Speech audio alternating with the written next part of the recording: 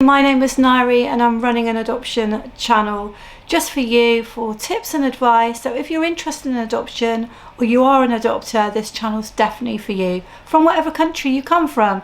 And I have 2 adopted sons myself, so I can draw on my own experiences of adoption. And today we're going to talk about secondary trauma and burnout, what it is and how perhaps to help yourself if you think you might be in that situation. So understanding it from a first-hand point of view, trauma is something that people experience first-hand, but secondary trauma is something that we experience when somebody else has experienced trauma.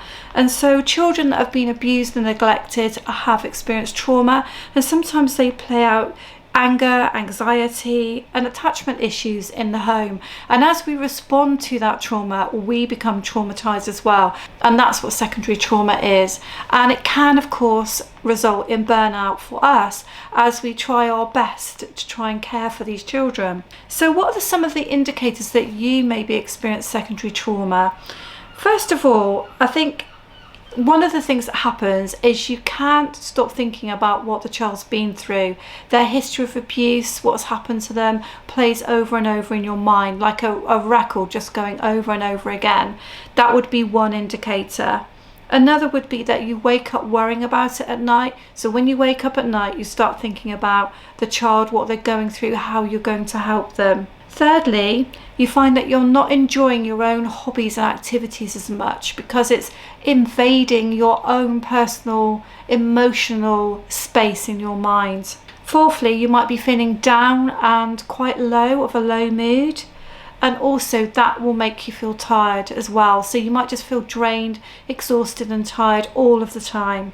You may feel overwhelmed by the situation, feel that there's no way out of it. So when you play the situations through your mind, it just might feel overwhelming for you that you cannot see a resolve to how you're going to move forward with the child. And you may be struggling to bond with your adopted child. So those are some ways in which secondary trauma can play itself out. So what can you do about it? One of the things that you need to do is get enough sleep. Easier than said than done, I'm sure you're going to say to me, and I understand that, having had 2 challenging boys in the home, I understand it's not easy, but enough sleep is really important, and trying to find a way of doing that, so not fighting against that.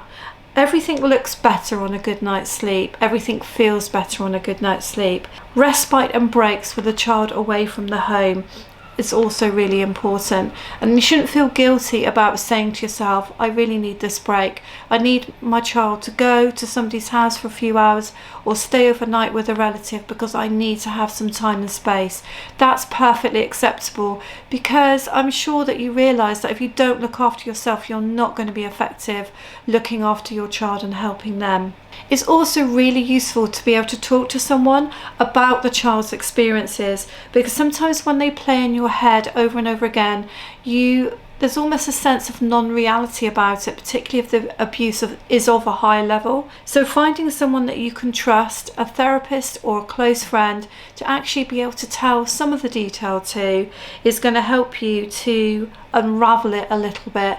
Sometimes as well, we have to accept that we can't change everything that an adopted child's gone through. We can't undo all of the damage, and understanding that and processing their history and the fact that we cannot undo some of the things that have happened helps us to accept more and helps us to relax more into the process of parenting.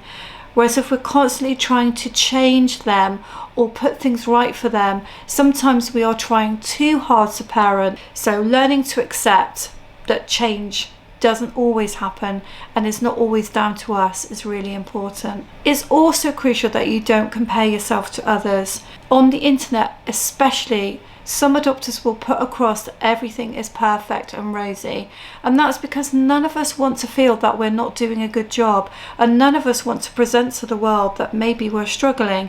Try not to take on too much what other people's stories are, and try not to believe that every adopter story is positive. There'll be many families out there that struggle with the behaviours of the children that they're caring for. Develop some pastimes and hobbies that take you out of yourself. things that you enjoy doing that have nothing to do with the child. So if you can develop anything at all that especially uses your hands actually, but anything that you really enjoy to help you relax, it's important to have at least one of those hobbies. If certain behaviours from the child become overwhelming, so you find that their anger or their aggression or their manner towards you just becomes too much, then don't be embarrassed to seek out professional help if you can find it.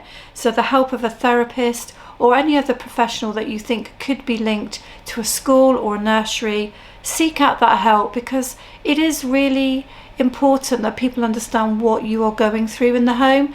Often children will be different when they're outside the home than when they're in the home.